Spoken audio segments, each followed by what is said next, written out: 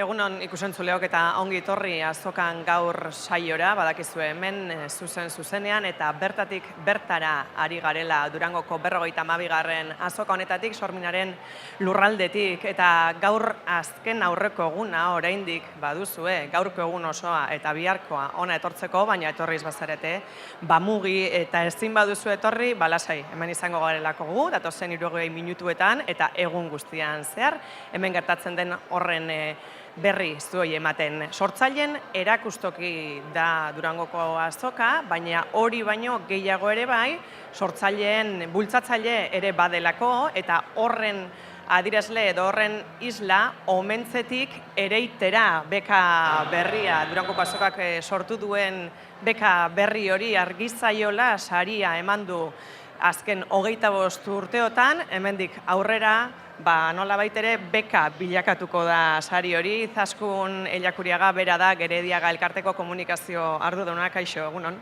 Egunon, Danori. Izaskun, ondo sandot, pixkat sari hori beka bilakatuko da eta omentzetik ereitera egitea erabaki du Gerediagak, zer dela eta? Hori da, omentzetik ereitera deitu diogu aurtengo ekitaldiari. Gero, sormen beka izena izango du eta izena Durangoko azokaren sormen beka. Zer gaitik? Beitu, 50. urte hurrena, Durangoko azokaren 50. urte hurrena, mugarria izango zala aipatu gendun. Eta mugarria, uste dugulako Durangoko azokak ibilbide bat egin duela, eta ibilbide barri bati ekin behar deutzola. Batez be, etorkizunari begirako ibilbidea. Argizaiola 25 argizaiola eman doguz, beste 25 edo gehiago be emongo gendukazan, baina pentsatzen gendun basala momentua etorkizunari begira jartzekoa, eta Argizaiola beka horreri Argizaiola ekitaldiari modu duin baten amaiera eman, eta guk esaten dugu azoka merkatua dela, azoka jaia da, hartu emona da, guk azoka eragile be bihurtu nahi dugu. Eta eragile bihurtzeko moduetako bata, gupe sortzaile barriei lagunduko deutzien beka bat sortuz. Zeuk esan duzu, ezta, errekonozitzea garrantzitsua da, baina laguntzea ere bai, ez? Eta gaur egun euskarazko sorkuntzari dagokionez, are gehiago. Bai, ze gainera, laguntasun hori emonez, lehenengoko pausoak emoten da bilen sortzaile horrek beti behar dau laguntasuna. Horreri lagunduz, gero bueltan dator. Guk emon egingo dautzagu lagunda, baina gero hartu egingo dugu, eta azokara gatozen guztiok disfrutatzeko modua izango dugu lan barri batez, da gainera, holango bateri laguntzeak emoten daben satisfakzioak ikusten dozunean lana, ez dau kontatzerik, ez dau neurtzerik. Atzo ekitaldi hori, omentzetik ereitera ez da San Agustin kulturune horretan egin zana, eta, ekitaldi polita atzokoa ere, ez da? Bai, ekitaldi xumea izan zen, etzan bestelako pretentzinoko ekitaldia izan, oso polita izan zen, oso hunkigarria uste dut, bertaratu ginen guztionzat, Durangarrez inguratuta egon ginen, bai estenatokia gainean eta baita publiko artean be. Aipatu gurako neukez, batetik Ibai Elortza, berak egin zuelako Argizaiolari errepasoa emoten dauan bideoa, ikusentzunezkoa, Bartolome Ertzila Konservatorioko 4 gazteape bai, 3 euskal pieza jo eusku esan ari instrumentuakaz, Helene Karreto eta Beñat Urrutia dantzariape bai, Eraul taldearen etxea dantzatu zutelako, eta gainera esango dut, aurreratzen dut, bihar azokak ateak izten dituenean, eurepiak izango dirala, justu hementxe, zuen atzealde honetan dantzatzen. Eta gero Ane Guria, babaitu, Bilbon bizi da, baina jatorri Durangarra dauko.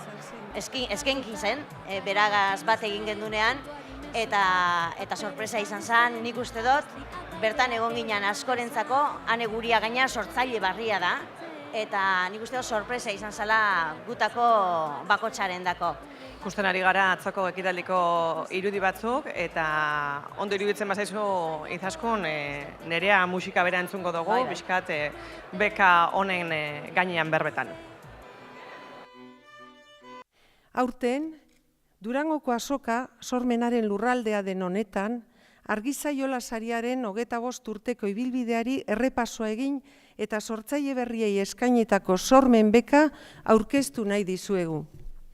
Beka honek gaur hartzaile dena, bihar sortzaile izatea albideratuko du. Helburu argi badaukagu buruan danok. Euskal kultura geroratzea. Sortzaile berria diodanean ez naiz derrigorrez gazte bati buruzari, ibilbide luzerik ez duten adin guztietako pertsonen inguruan baizik. Ibilbiderik ez duten adin guztietako pertsonendako beka izango da. Bai, beitu, sortzaile berria esaten dozunean mundu guztiari persona gazte bat etorten jako burura, normala da, baina gu eskabiz adinari buruz berbetan. Gu gabiz esaten, ibilbide luzerik ez daukan sortzaile horreri buruz berbetan gabiz. Da izan daiteke, 28koa, 22koa, zein atzo ikusentzunezkoan Benito Anzola agertzen zen. Berak Argizaiola jaso eban 1985ean. Eta berak, esaten eban, ni be aurkeztu neike, basegaitik, ez? Zu, burura etorten baiat, neu igual aurkeztuko naz babai, Benito, guro badozu, eta irizpidekaz bat datorren ideia bat badaukazu segaitik, ez? Eta azkun, Jon Bilbauk jaso eben lehenengo Argizaiola hura, eta ondoren beste izen propio asko etorri dira. Bai, beitu, nik uste dut Argizaiolak balio izan deuskula, nire kasu personalean balio izan dau, ezagutzeko jente bat, eta ezagutzeko egindaben lana, eta egindaben lan iskutu hori euskararen alde eta kulturaren alde. Azken baten hori izan zen, Argizaiola saria martxan ipini ebenean, Gerediaga elkarteko kide batzuk, nien nintzen egon sasoi horretan Gerediagan, hori izan lortu nahi ebena. Oda, jente horreri euskararen alde eta euskal kulturaren alde egindaben guztia aitortu, eskertu eta balio izan dau, nik uste dut jente asko deskubritu dugula horrela. Nik bat aipatuko dut nire kutxunetako bat alako anuntziarana. Nik anuntziarana ez neban ezagutzen. Eta antropologo moduan egin dauen lana, feminismotik egin dauen lana gainera upelakoa izan da. Gero Williams, Douglas, jente askok behar bada norzan esan jakingo, ezagutzera emon dugu.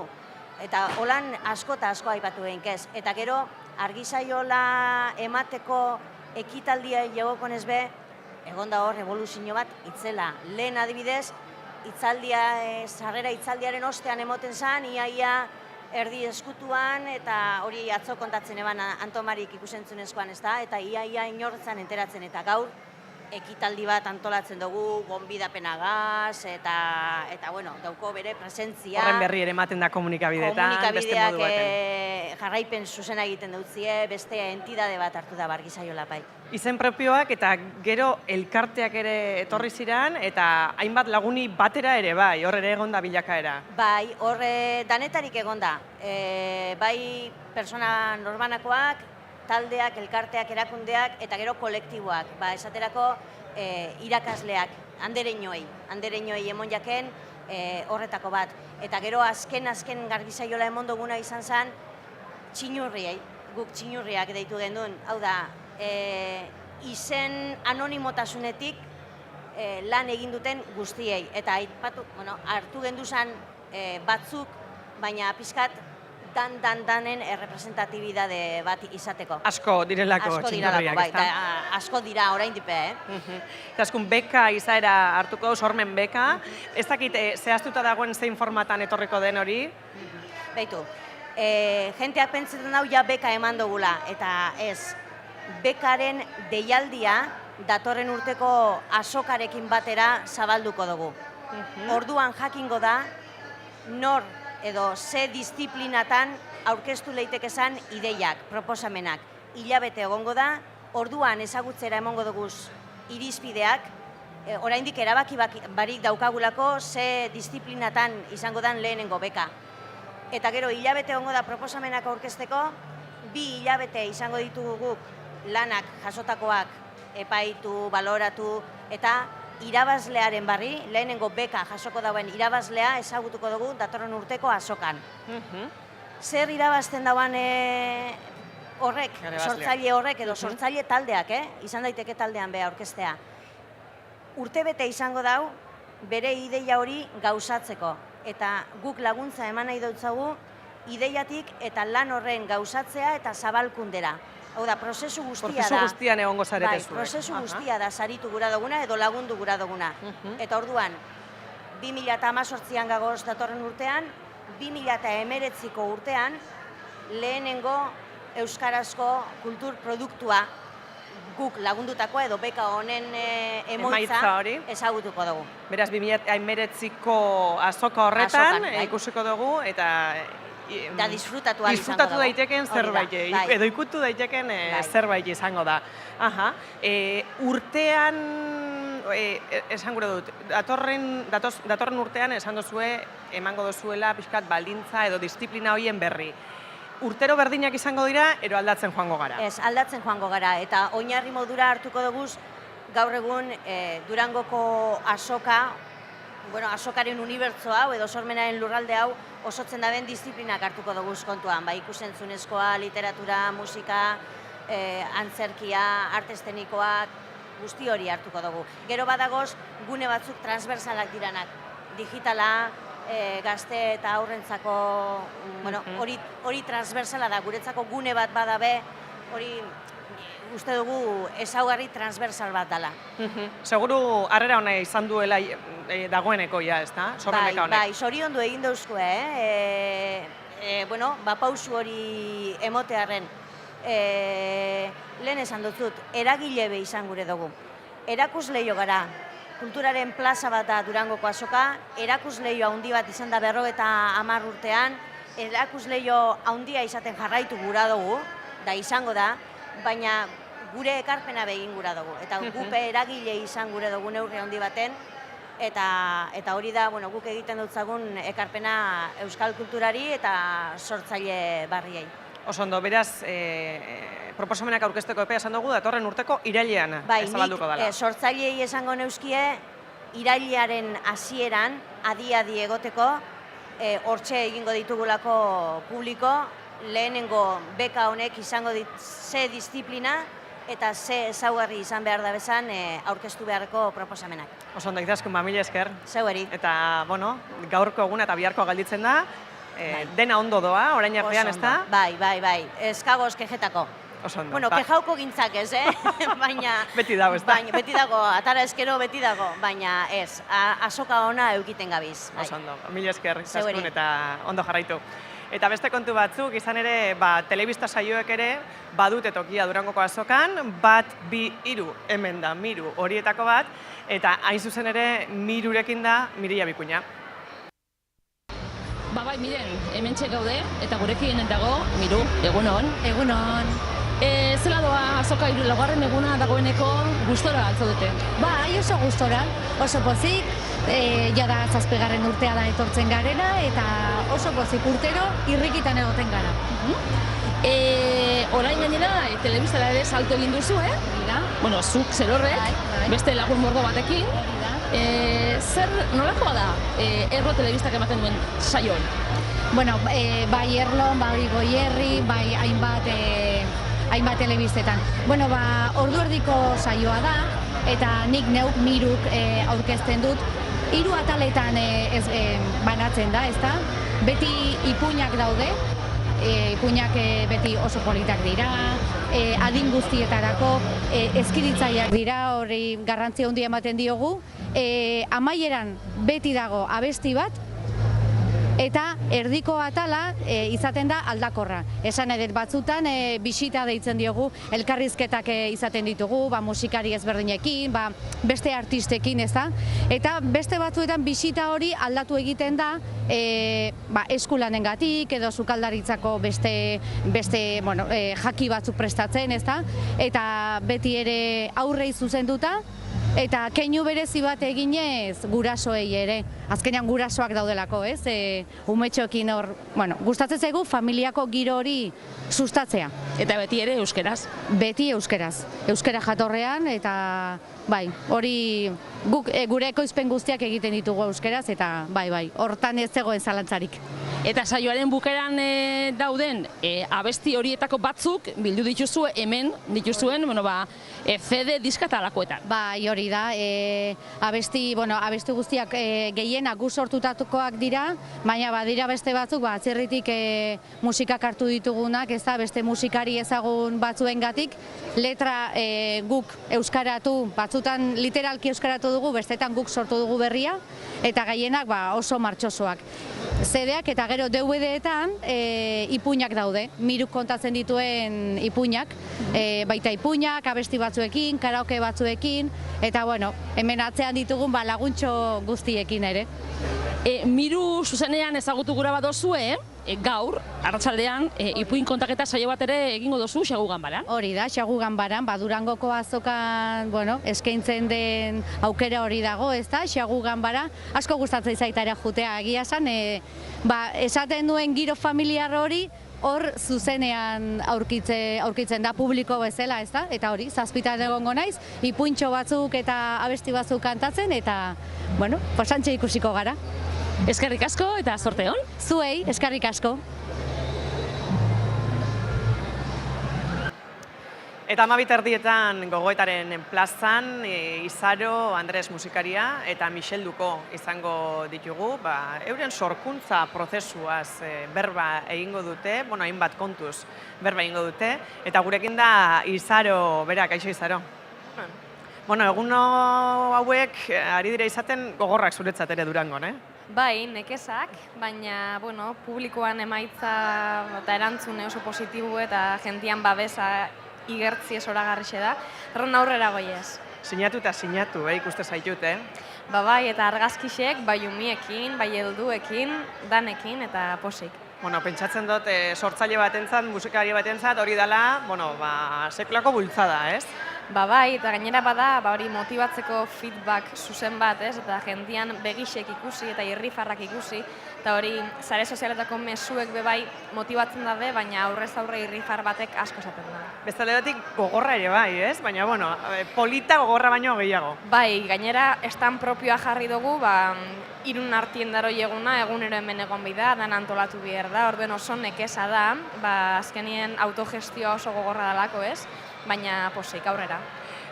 Eta estanetik, iesalditxo bat egingo dozu laizter, 12:00 nahi zuzen ere, eta areto nagusian gogoetaren plazan izango zaitugu, Michel Duko musikariarekin, ez dakit ezagutzen dozun, bera? Pertsona nahiz dut ezagutzen, bera bai, bere ibilbidie pixkatxo bat, eta lana asko ez dut entzun, baina badakit, nire amak asko entzute eban, eta badakit nordan. Orduen badekot pixkat hori urduritasun puntu hori ez, gogoetaren plazan ni eta ja veterano bat, eta orduen hori, aber zelan. Seguru bakoitzak bere tokitik ekarpen handia egingo diola, ezta? Bai, ni noie pixkat, berak zer kontatzen da ben, nik zer kontatzen duten da pixkat zola saldia momentuen sortzera, ez? Bion artekoa izango da? Bai, aukiko dugu, hori, erdixen moderatzaile bat edo pixkat gidari bat. Laguntzeko, ez? Eta aber zer urtetzen da. Gogoetaren plaza eta bereziki, sorkuntza prozesuaz berba egingo dozue, ez dakit, sorkuntza prozesua, ez da? Hitz potoloa, ez da? Baina zuek etengabe ari zarete hor, Bai, eta personala, ez? Azkenien sorkuntza prozesu asko dauz, pertsona bakar batek auki aldauz diferente asko, eta imaginau persona diferentiek, ez? Nik personalki bakarrik konposatzen dut, beti bakarrik, gero ja jantzten dut nire musikarixekin, eta momentu zolan doien nire prozesu normalien, egun bakarreko lana izaten da kantu bat idaztie, baina oin hasi eta pasatzen, igual denborak estutzen nahuela gehiago, eta kantua lagatzen dut urrengo egunerako edo lan erdibana. Lehen inoiz bez. Noiz hasi zinen zu pixkat sortzen? Ni hasi nintzen, nik umetatik holan melodiak eta letrak sortu ditut, ez? Eta gero 2014an ja hasi nintzen gitarra erosi eta sortzen serio hau esango dugu. Eta momentu hori zelakoa da zuretzat? Gozatzeko momentu bada, kontrako ere bai? Gozamen bada, bai. Gainera beti emoten dozte bihar dutena, ez? Igual triste banau, laguntzen hau usten. Eta banau ansiedadiakin edo gogortute bazauz laguntzen zaitu soltatzen, ez? Normalien beti da erantzun positiboa niretzako yoga egielez, sortu. Zuk hori daukazu begira. Hori. Bueno, Michelduko bera iparraldetik, zu hegoaldetik, bera beste belaunaldi batekoa, gizonezkoa, zu emakumezkoa. Hasiera baten desberdintasunez betetako bi persona, baina seguru puntu baten baino gehiagotan bat egingo dozuela. Bai, seguro.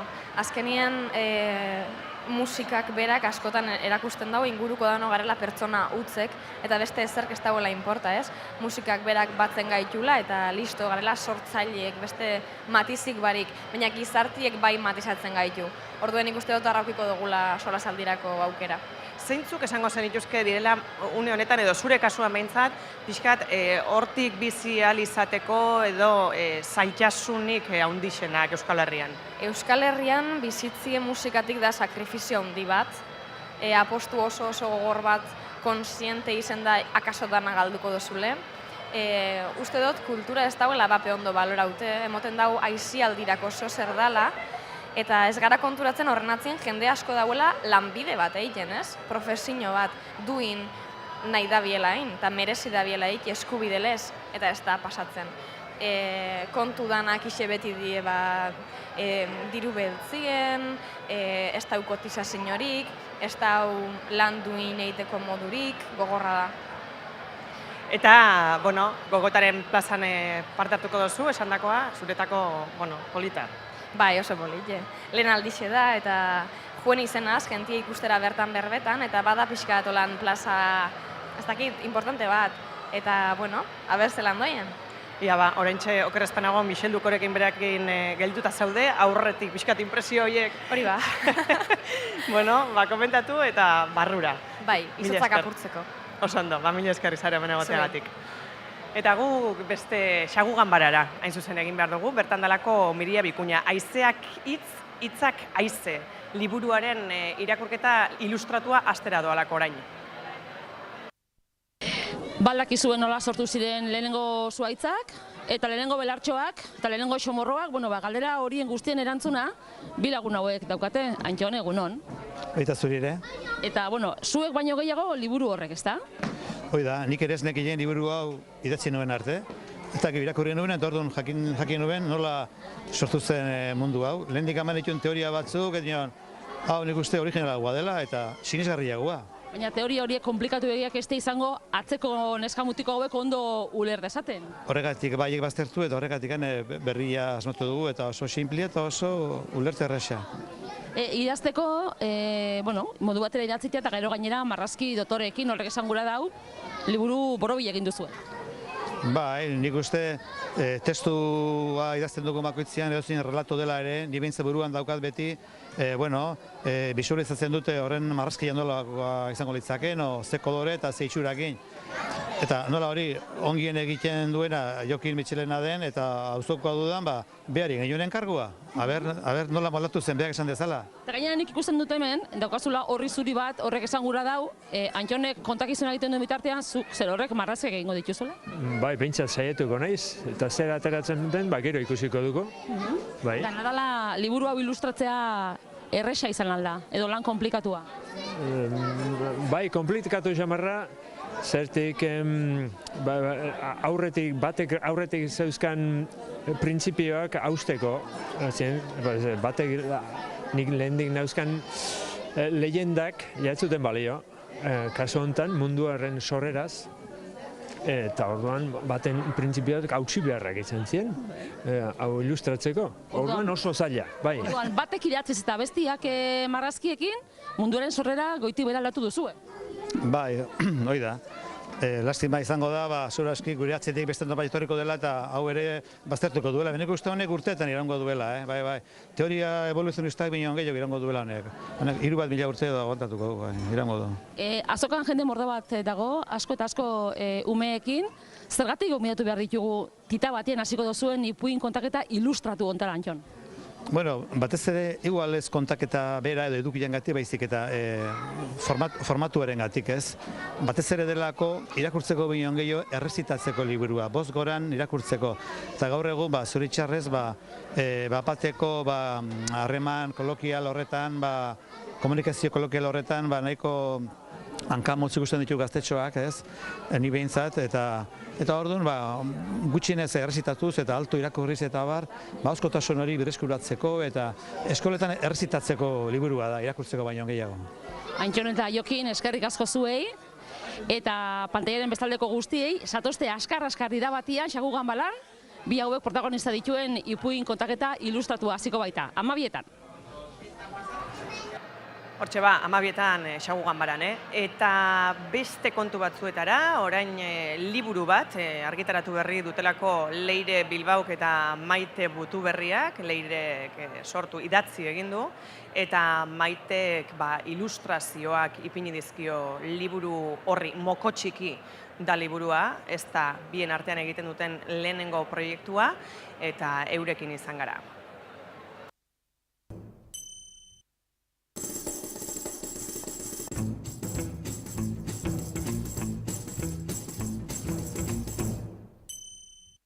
Moko Txiki da, txori txiki bat, hipopotamoaren bizkarrean bizi dena. Eta hipopotamoak, hau da, animali handiak eta moko txikik, txori txikiak, elkarren artean daukate sinbiosi harreman bat. Elkarri laguntzen diote, baina bata bestearen gainean bizi da, eta orduan bata gainean bestea azpian.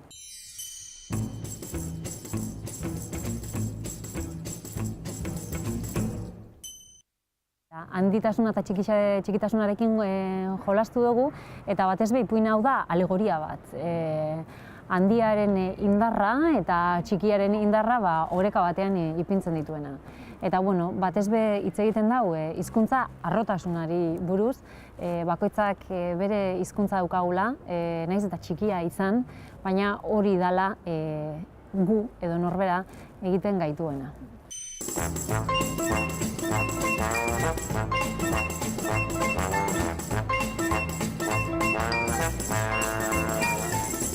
Bai neukan gai bat, gaia esango nuke, zela hizkuntza harrotasunaren gaia, hori nahi nuen jorratu.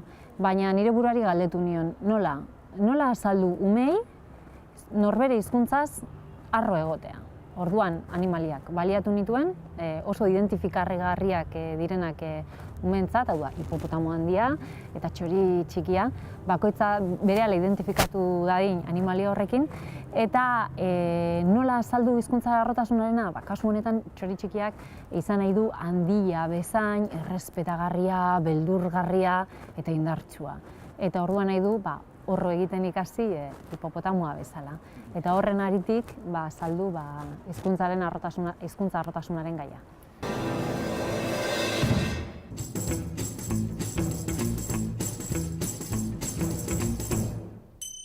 Ez dakit nola definitu, baina bilatu dut, hasiera-hasieran irudiak atseginak izatea edo erraz ulertzen diren irudiak, ez? Zen azkenean badaukate irakurketa bat hasierakoa ume txiki zuzendutakoa. Eta alde batetik hori saiatu naiz, baina gero atzean ere irudi bakoitzak metafora bisual bat edo ukitzea eta lurraldearen metaforakin jolasten saiatu naiz, eta hipopotamoa lurralde bezala irudikatzen. Eta hori saiatu naiz egiten. Jakingo bazen duzen bat aldiz aldatu ditugun laumina karaktere hauek, oso laburra da ipuina, ez? Album baten garrantzitsuena ilustrazioak dira, eta hitz gutxikoak dira albunak. Baina laumila karaktere hauek behin da berriz zirriborratu eta berridatzi ditugu umei ahalik eta ipuin errexena ematea aldera. Ez errezaren, sinplearen sentiduan, baina bai erraz ematearen asmoan. Moko Txiki, hipopotamoaren bizkarrean bizi zen. Hain zen txipia eta isila, non hipopotamoari ez zitzaion ardura, txori moko txiki bat eramatea, bizkar gainean. Hain egiten zitzaion erosoa, hipopotamoaren gainean mugitzea, non lurralde egin zuen haren larrua, lurralde ibiltaria, mugari gabekoa. denok mantendu behar dugula gure ahotsa, bilatu behar dugula gure barneko ahotsa, eta arro atera behar dugula ahots hori. Eta hori, ilustrazio ezin ederragoekin lagunduta, hori xa mokotxekin.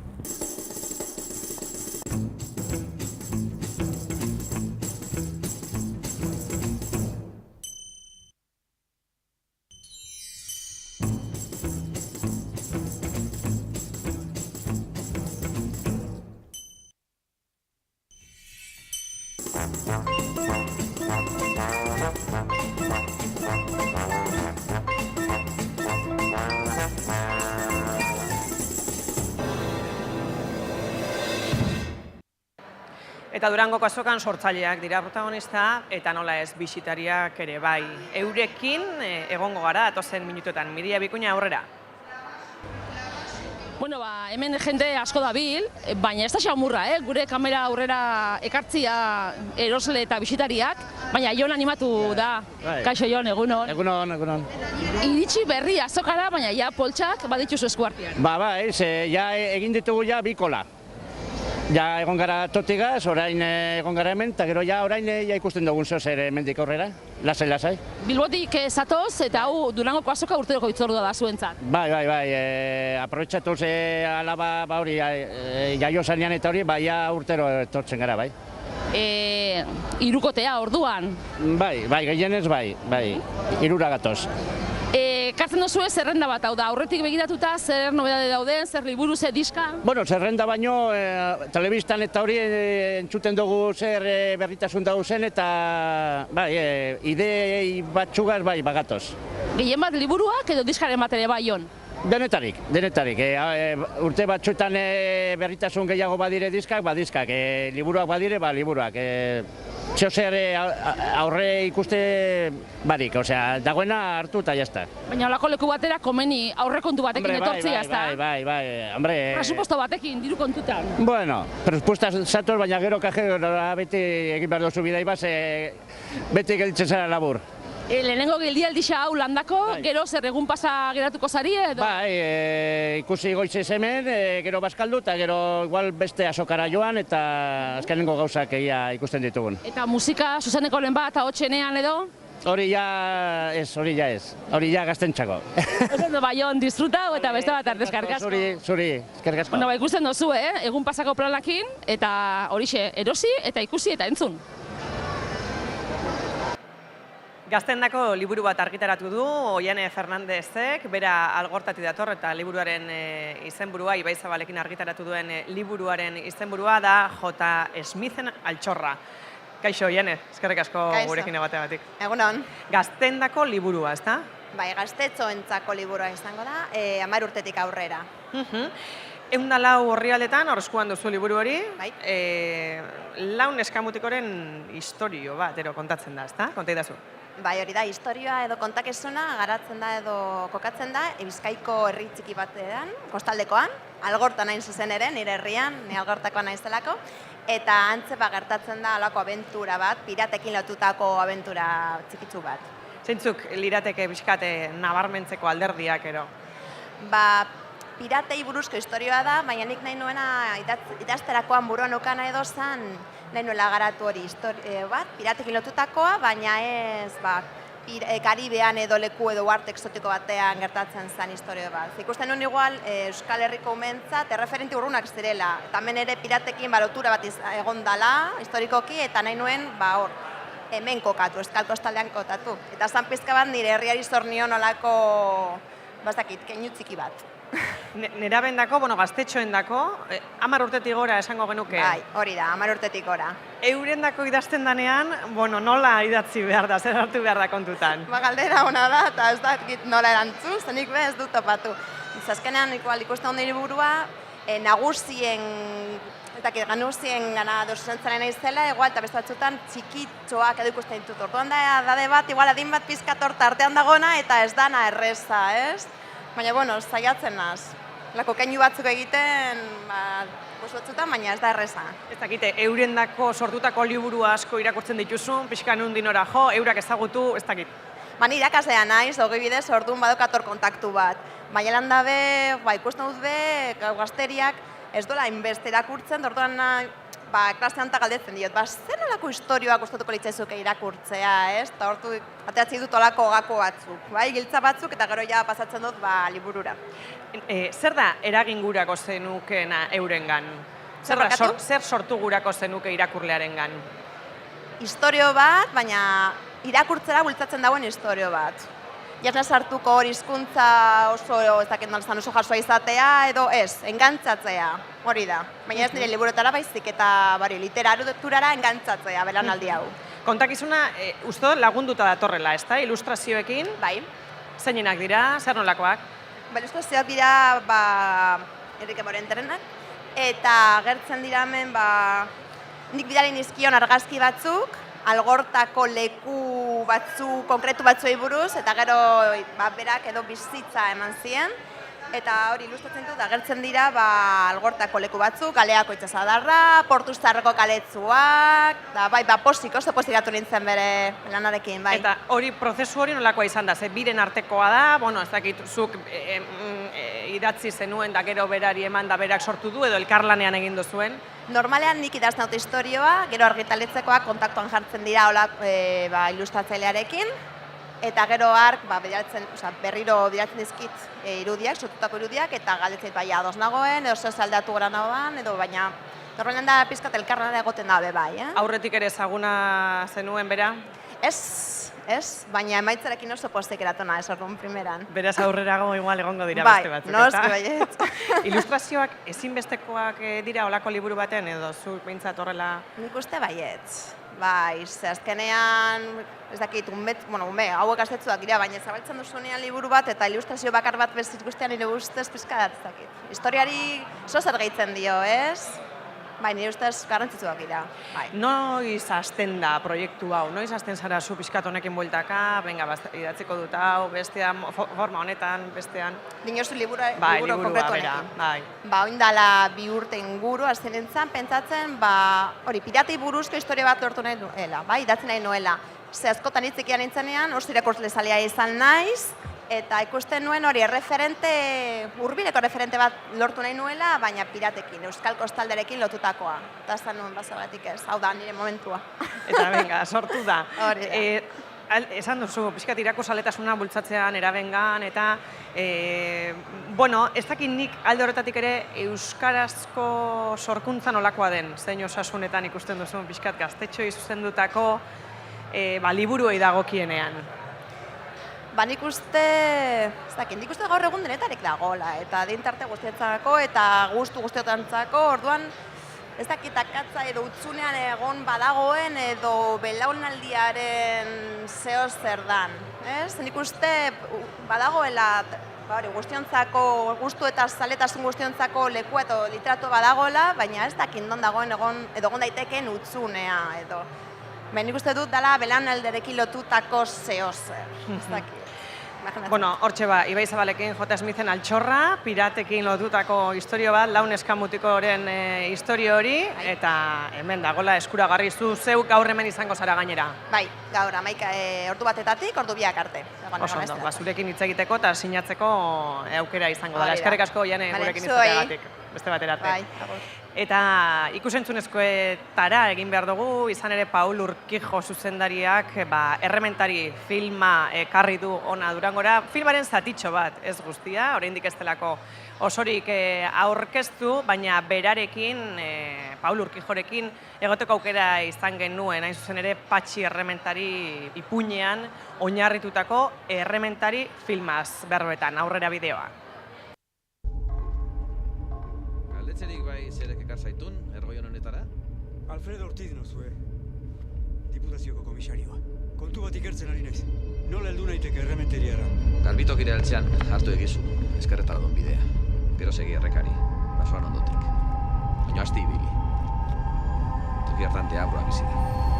Irudienera etorri gara, eta hemen Paul Urquijo zine zuzendariarekin gara, izan be Durangon gaur, berak hainbat gauza ditu gaur, besteak beste Errementari bere azken film luzearen aurkezpen, zatitxo bat aurkeztuko da osorik ez, ezta? Bai, hori da, nire azkena eta nire lehen luzemetraia.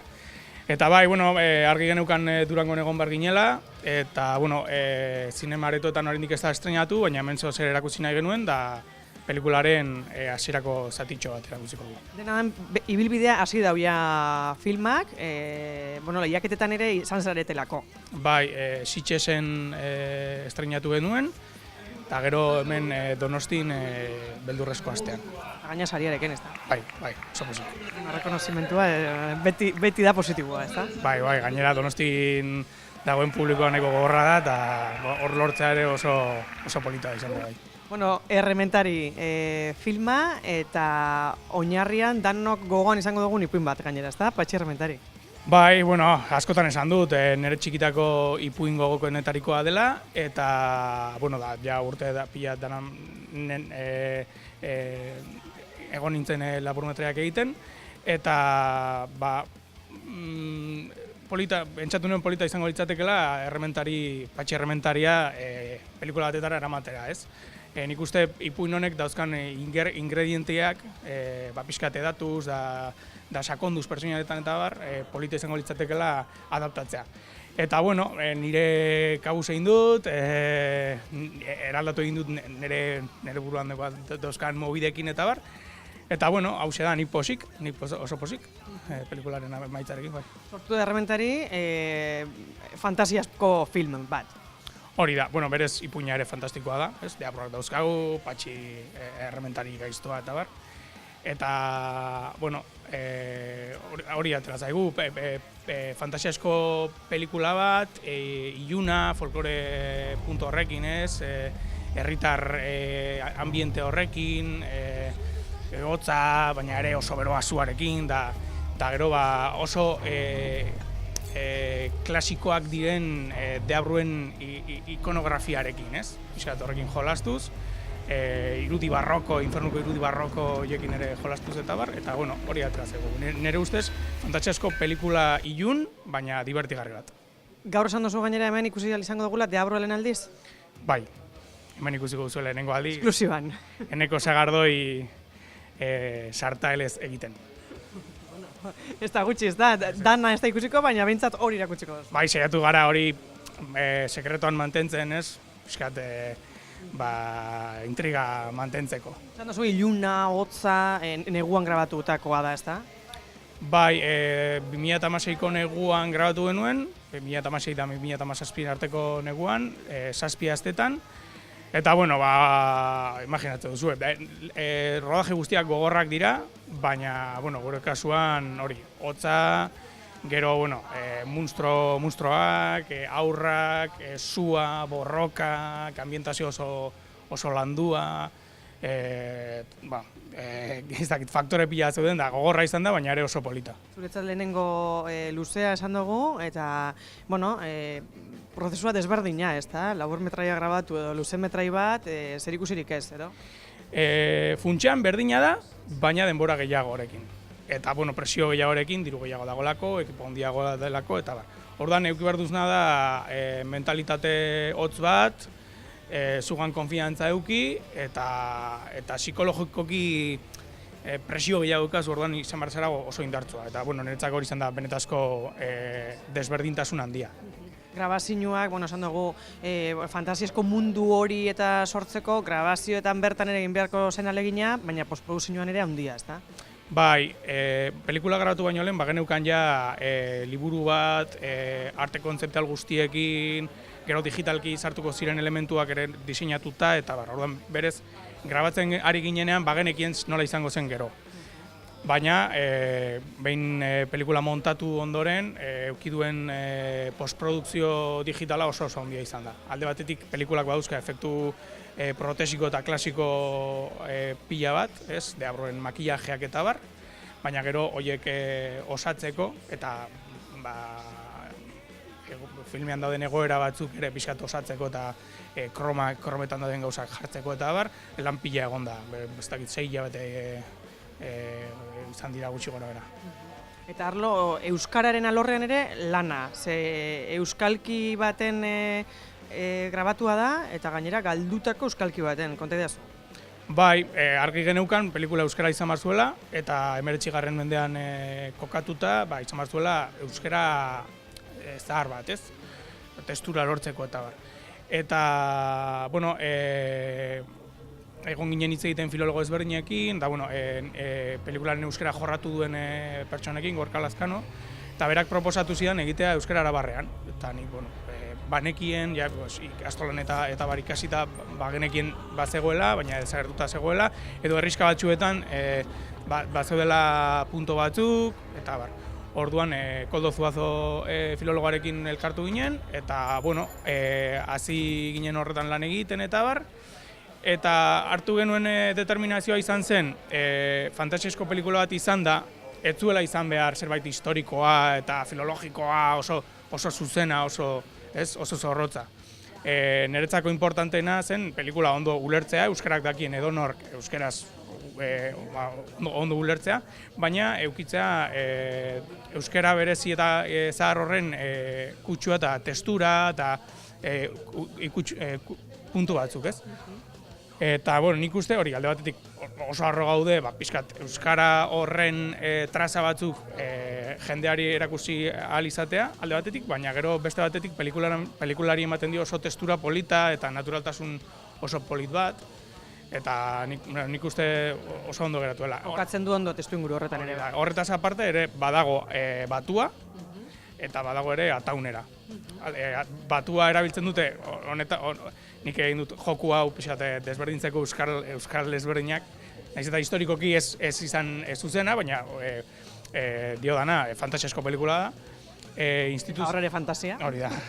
Eta instituzioetan dauden pertsonaiak batua zeitute, eta gero badago pertsonai bat ere ataunera zeiten duena, gero historia hori nola Barandiaranek ataunen jaso zuenez, bueno, pixkat, zirkulo hori izteko, polita izango zela iruditu zean. Euskalkiak, baina euskeraz, eta euskeraz sortzea gaur egun, ez dakizure kasuan, autu bat den? Euskera nire hizkuntza da ere, orduan zegatik ez dute euskera egingo pelikula bat, eta Patxi Errementariren pelikula bat egiten badugu, euskera izan behar du. Ez dakit militantzia den edo ez, nire ustez naturala da eta horrela izan behar zuen, orduan. Ibilbide eukidezaken ez dakik ero subtituloak eukiko dituen, ibilbide esan dut hemendik kanpora ere ikusi izateko edo? Bai, bueno, hori,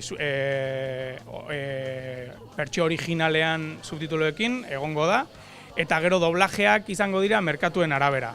Guk hor distribuidorak eta daukate lana, ez dakit, eta hori oraindik ez dakigu. Hori merkatuak ikusten. Berak esango du, behar segun eta zer eskatzen duen, zuek ere horra ingo duzu edo ez? Hori da. Mila esker, emaitzarekin pozik, Paul, suposatzen dut, ezta? Bai, oso pozik. Denbora pila daramate pelikularen atzetik, eta lortu egin dugu, hori ja nahikoa da. Eta badirudi jendeari gustatzen ari zaiola, ikusi duenean festivaletan eta orduan oso pozik eta oso harro. Denbora pila badiozunean, zer da? Hola, lehenengo oso kurritu zitzaizunetik eta gauzatu den arte zenbat urteak pasatu dira? Nik uste, laburmetraia egiten hasi nintzenetik ja baneukan buruan, orduan gutxienez 15 urte. Hemen dago emaitza eta polita seguru, eskerrik asko. Bale, zuei, mila esker.